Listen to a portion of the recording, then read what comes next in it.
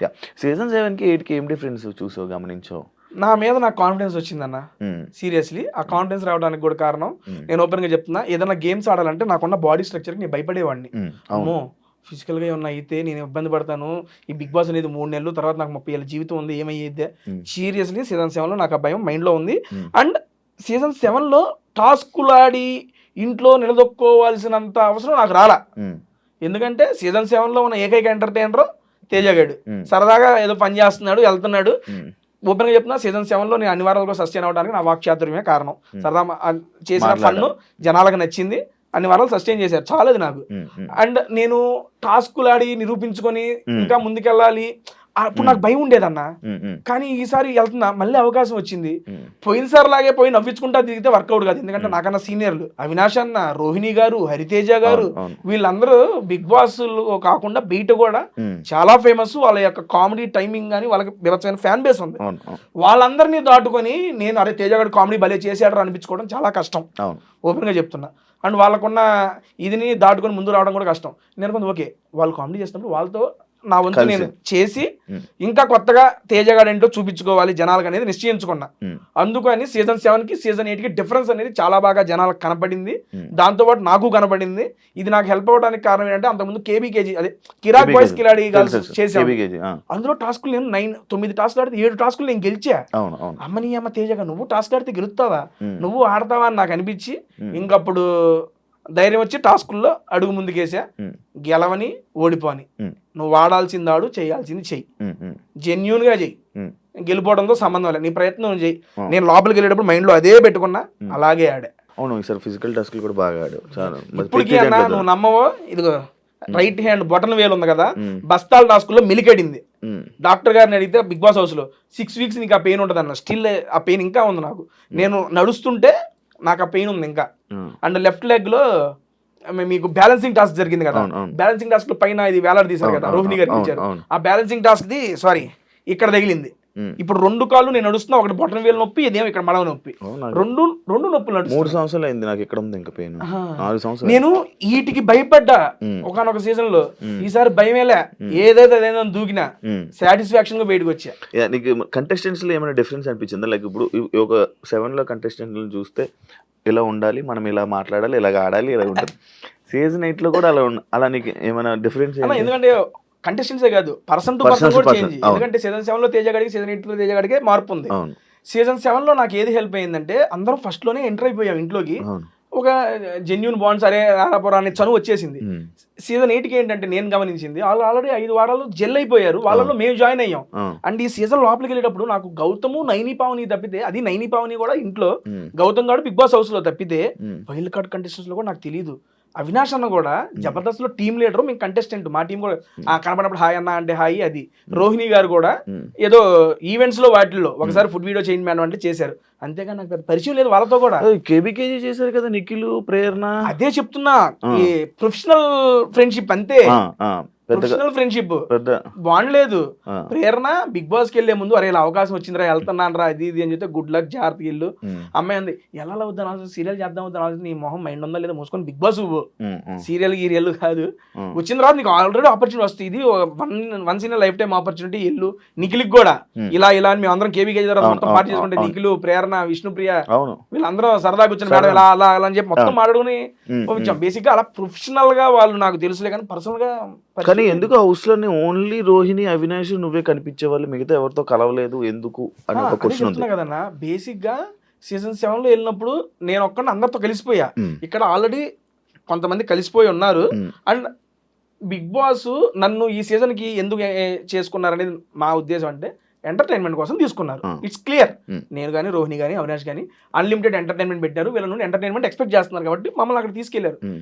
అటువంటి ఎంటర్‌టైన్‌మెంట్ మేము ఇవ్వాల్సినప్పుడు నేను ఎవరితో చేయాలి ఎంటర్‌టైన్‌మెంట్? అవినాష్, రోహిణి, అవినాష్‌తో చేయాలి. మా అందరిని తీసుకొచ్చి ఒకే రూమ్‌లో ఏసారు. నేను, గౌతమ్ గాడు సేమ్ బెడ్, గంగవ్వ, రోహిణి, మెహబూబు, అవినాష్. హ్మ్. మేమందరం ఒకే రూము. బేసిక్‌గా మీరు కూడా బిగ్ ఆ! బాస్‌కెళ్ళొచ్చారు. ఆ! ఆ! మనకి బిగ్ బాస్ పొద్దునంతా టాస్క్‌లు ఈ వారం నడుస్తాయి. ఆ! నైట్ పూట ఏముంటాయి? మన సొల్లు. గురించి మాట్లాడుకోవడం, కూర్చొని సొల్లు, సోది ఏదో ఒకటి ఇదే నడుస్తా ఉంటది. మాట్లాడదు. ఆ! కూర్చోబెట్టి అరే అదిరా ఇదిరా అనుకుంటా ఆ రకంగా బాండింగ్ అనేది క్రియేట్ అయింది. ఓకే. అది కాకుండా వెళ్ళటం ఫస్ట్ వీక్ ఇచ్చిందేంటి? హ్మ్. బీబీ హోటల్ టాస్క్ ఇచ్చారు. హ్మ్. హ్మ్. బీబీ హోటల్ టాస్క్ అంటే ఎంటర్‌టైన్‌మెంట్ టాస్క్. అవును. ఎంటర్‌టైన్‌మెంట్ టాస్క్ ఎవరితో చేయాలి? నేను, అవినాష్ అన్న అసిస్టెంట్. హ్మ్. ఫస్ట్ నాకు ఫుడ్ బ్లాగర్ ఇచ్చారు. హ్మ్. అది వర్కౌట్ కాలేదని చెప్పి మార్చారు మళ్ళీ అవినాష్ అన్న అసిస్టెంట్.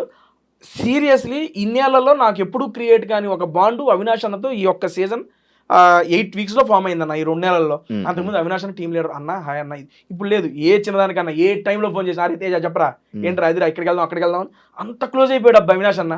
నేను ఎక్స్పెక్టే చేయలేదు లోపలికి వెళ్ళేటప్పుడు కూడా అవినాష్ అన్న సీనియర్ మరి ఏమైందో ఏంటో ఆ సెన్స్ లోనే ఉన్నా కానీ భలే కలిసిపోయాడు. ఈ రకంగా నాకు వాళ్ళతోనే ఒకే రూమ్ షేర్ చేసుకోవడం అండ్ కలిసి కామెడీలు చేయటం వాటి వల్ల ఇక వాళ్ళతో ట్రావెలింగ్ నాది ఎక్కువ అయింది.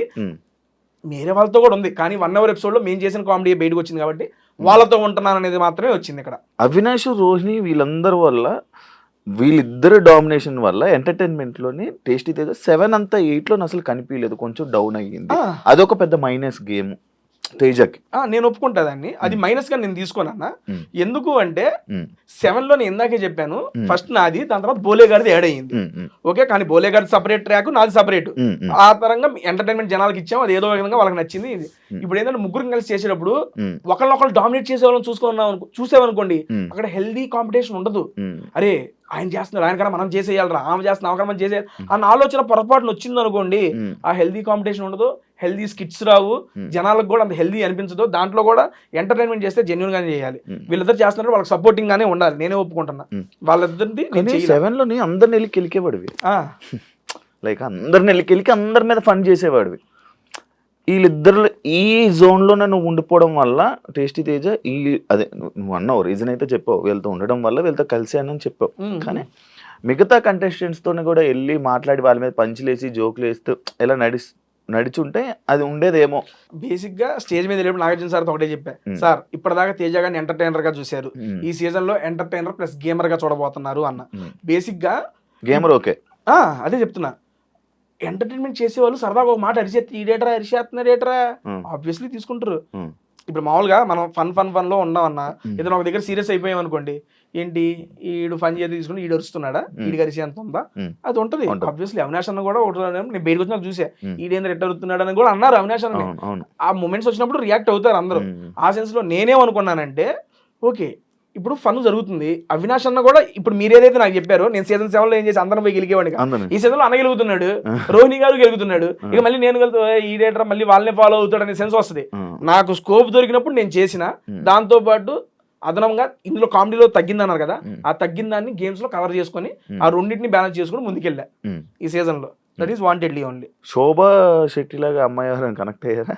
లేదండి ఇంకెవరు కనెక్ట్ అవ్వరండి లైఫ్ లో, సీరియస్ లో రాసిత్తా.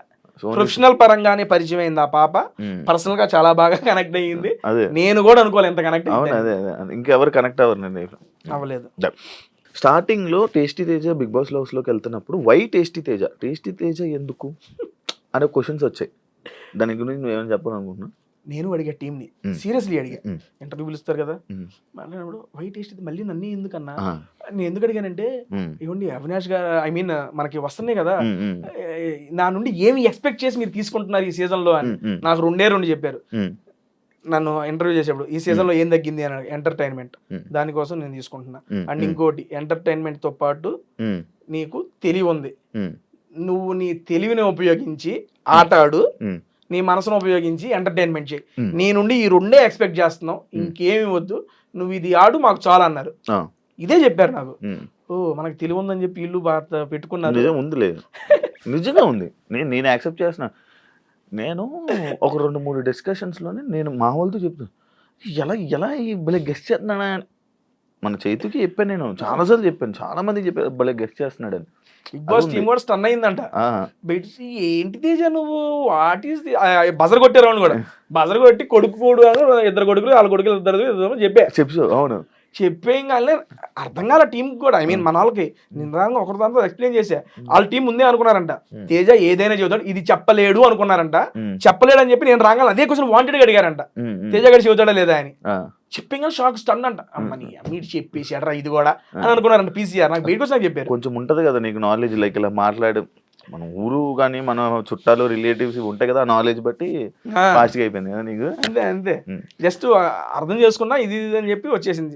టేస్టీ తేజ నీకు మీరేమనుకున్నారు వైట్ టేస్టీ తేజ మళ్ళీ ఎందుకు రా వీడు వెళ్తున్నాడని తెలియదు, మీకేమైనా వెళ్తున్నాడంటే ఆల్రెడీ అవినాష్ రోహిణి వీళ్ళందరూ ఉన్నారు కదా, టేస్టీ తేజ వెళ్తున్నా ఎందుకు? టేస్టీ తేజ 2-3 వారాలు బయటికి పంపి నేను అదే అనుకున్నా. ఒక కంటెస్టెంట్ మళ్ళీ ఎలాగోకలా బయట పంపాలి, అలా పంపిస్తున్నారా? లేకపోతే ఏమైనా ఇంకొక వెర్షన్ ఏమైనా చూపించబోతున్నాడా? ఏం చేస్తున్నాడు? టేస్ట్ తెగి ఏం చేస్తాడు? నాకు తెలియదు నిజంగా. ఎప్పుడైతే వైల్డ్ కార్డ్ కంటెస్టెంట్ ఎన్ని మంది అయిపోయారో, రోహిణి గారిని అదే, అదే. హౌస్ లో చూడంగానే అమ్మని అమ్మ ఏంది ఇది, ఎంతమంది వచ్చారు ఎంటర్టైనర్లు. అవినాష్ అన్న సీజన్ కి ఎంటర్టైనర్, అవును. మా సీజన్ రోహిణి గారు ఇప్పుడు బయట ఎరగేస్తున్నారు. అవును. హరితేజ గారు తోపు అప్పట్లో. అవును. మేము సీజన్ 1 చూసిన అప్పుడు మేడం గారిది. అవును. వీళ్ళందరి మధ్య నేను పిల్ల పిచ్చుగాడిని, నేనేం చేయగలను అసలు వీళ్ళతో? ఫస్ట్ 2 రోజులు నాకు అదే ఉంది మైండ్ లో ఆలోచన. నేనేమనుకున్నా, సీజన్ 7 వెళ్ళాము, అందరం ఆడుకున్నాము, ఆడిచ్చేసాము, ఆడేద్దాం అనుకున్నా.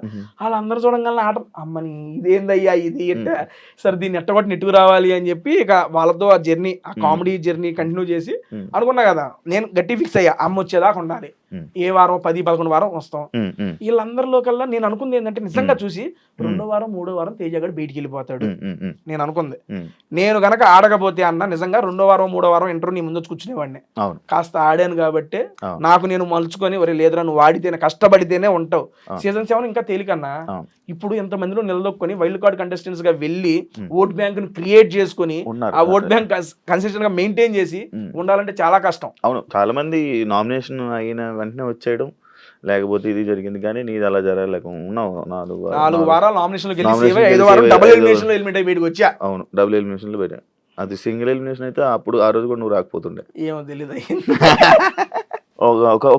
ఒక టాపిక్ వచ్చింది, లైక్ ఎలా అంటే పృథ్వీ, నిఖిల్ అండ్ యష్మి ఇప్పటి వరకు అసలు నామినేషన్ చేసుకోలేదు. వాళ్ళది గ్రూప్ గేమ్. ఎంతమంది లోపలికి వచ్చి చెప్పినా వాళ్ళకి లైక్ మాట అనడం జరిగింది కదా. తెలియట్లేదా వాళ్ళకి, తెలియట్లేదా అని అన్నావు కదా. నామినేషన్ చేసుకోవట్లేదా నేను అన్నా? ఓకే, నాకు గుర్తులేదు. లాస్ట్ టైం ఎవరో ఇంటర్వ్యూలో అడిగారు ఇది నన్ను. తెలియట్లేదు అన్ను. కానీ నువ్వు, రోహిణి, అవినాష్ కూడా మీరు అసలు నామినేషన్ చేసుకోలేదు. వాళ్ళది గ్రూప్ గేమ్ అయితే మీది గ్రూప్ గేమా కాదా అని క్వశ్చన్ ఉంది. దానికి ఏం చెప్పు? ఓకే అన్న, ఇప్పుడు రోహిణి గారి ఎగ్జాంపుల్, బేసిక్ గా రోహిణి గారు నామినేట్ అయింది ఇప్పుడు 14వ వారం. అవునండి, మేము ఇంట్లోకి ఎంటర్ అయింది ఇప్పుడు 6వ వారం. 6 నుండి 14, 9 వారాల్లో నేను ఒక్కడనే కాదు కదా, హౌస్ మొత్తం రోహిణి గారు నామినేట్ చేయలే. 14వ వారంలో కూడా రోహిణి గారికి నామినేషన్ పడింది. ఏంటి, నువ్వు ఇప్పుడు దాకా నామినేషన్ లోకి రాలేదు కాబట్టి నిన్ను నామినేట్ చేస్తున్నావు అని చెప్పి నామినేట్ చేశారు. ఓకే సరే, మేము ముగ్గురం గ్రూప్ గేమ్ అన్నారు కదా. మరి అటువంటిప్పుడు రోహిణి గారిని మిగిలిన ఇంటి సభ్యులు అందరూ 12 మంది ఉన్నారు, ఎవరో ఒకరు నామినేట్ చేయొచ్చుగా. మరి నామినేషన్ చేయడానికి వాళ్ళకి రీజన్ దొరకలేదా? దొరికితే నామినేషన్ చేస్తే ఆవిడ నామినేషన్ లోకి వచ్చేదిగా. అదంతా లేకుండా తేజగాడు చేయలేదని చెప్పి క్వశ్చన్ అడుగుతుంది. మీరు నన్ను అడిగే వాళ్ళు వాళ్ళని కూడా అడగాలి. వాళ్ళని కూడా, ఒరే అవును కదా రోహిణి చేయాలి కదా, మీరు ఎందుకు చేయలేరని వాళ్ళని అడగొచ్చుగా. ఎందుకంటే ఆవిడ మీద పాయింట్లు దొరకలా, పాయింట్లు లేక వేయలా. అవకాశం ఉంటే వేసేవాళ్ళు కదా నామినేషన్స్ లో. చాలా మాట్లాడుకున్నారు, మీరు చూసారు కూడా. రోహిణి గారిని తీసుకురావాలి నామినేషన్ లోకి, ఎందుకంటే 6 నామినేట్ చేయాలి, అప్పుడే వెళ్ళిపోద్ది బయటికి. నా సెన్స్ లో ఏంటంటే అన్న, గ్రూప్ గేమ్ గురించి మీరు అన్నారు కానీ, మేము గ్రూప్ గేమ్ అని యాక్సెప్ట్ చేస్తా. గ్రూప్ గా ఎప్పుడు జనాలు ఎంటర్టైన్మెంట్ చేయడంలో వీఆర్ గ్రూప్ సీరియస్లీ. ఎందుకంటే కలిసికట్టుగా ఉన్నాము, వాళ్ళని ఎంటర్టైన్ చేయాలి. మేము లోపలికి వచ్చింది అదే. ఎందుకంటే లోపలికి వెళ్ళినప్పుడు చాలా ప్రెజర్ ఉంటుంది అన్న. 2వ సారి వెళ్ళినప్పుడు అది మీకు తెలియదు కాదు. ఫస్ట్ టైం వెళ్ళినప్పుడే ఏదోలా ఉంటుంది, 2వ సారి డబుల్ ప్రెజర్. ఎందుకంటే ఫస్ట్ 5 వారాలు చూసి వెళ్ళాం. అమ్మ ఫస్ట్ 5 వారాలు ఎంటర్టైన్మెంట్ లేదు, జనాలందరికీ తెలిసేది. మమ్మల్ని మా మధ్య ఆ బాధ్యత పెట్టి లోపలికి పంపించినప్పుడు మేము ఎంటర్టైన్మెంట్ చేయాలి. అది ప్లస్ అయినా మైనస్ అయినా మంచిగా వాళ్ళని నవ్వించాలి, మనం వచ్చిన పని పూర్తి చేయాలి. అదే మేము అనుకుంది. బేసిక్ గా అక్కడికి వెళ్ళాం కాబట్టి బిగ్ బాస్ కూడా మా ముగ్గురికి కలిపి టాస్క్ ఇవ్వడం స్టార్ట్ చేశాడు. అవినాష్ మీరిది, రోహిణి మీరిది, వాళ్ళిద్దరు చేస్తున్నప్పుడు వాళ్ళకి అండగా నేను, అన్న ఇది ఇలా చేద్దాం ఇలా చేద్దాం అనుకొని ఆ రకంగా మీకు ఆ 3 సర్కిల్లో అలా కనపడింది. ఇప్పుడు ఆ రకంగా చూసుకుంటే రోహిణి గారు సూట్ కేసు ప్రేరణకి ఇచ్చారు, నాకు ఇలా. అంతెందుకు లీస్ట్ పెర్ఫార్మెన్స్ నేను గౌతమ్ ఉంటే రోహిణి గారు నాకే ఓటేశారు. అప్పుడే కదా నాకు గోతం వచ్చింది. ఇదంతా బేసిక్ గా జరిగింది. నామినేషన్స్ అనేది నేను ఒక్కడనే కాదు కదా, వాళ్ళు కూడా చేయలేదు రోహిణి గారికి. అంటే వాళ్ళకి రీజన్స్ లేవు అక్కడ, అంతే, అంతకుమించి ఏమి లేదు. అలా రీజన్స్ లేకపోవడం వల్ల నాకు సీరియస్లీ నేను స్టేజ్ మీద వచ్చేటప్పుడు కూడా నాకు సార్ ముందు ఒకటే చెప్పా, సార్ రోహిణి గారిలో ఒక్క నెగిటివిటీ నాకు కనపల్లా, ఒకే ఒక్క నెగిటివిటీ నామినేషన్స్ లోకి రాలేదు ఆవిడ, అదే పెద్ద నెగిటివిటీ అని చెప్పి చెప్పా.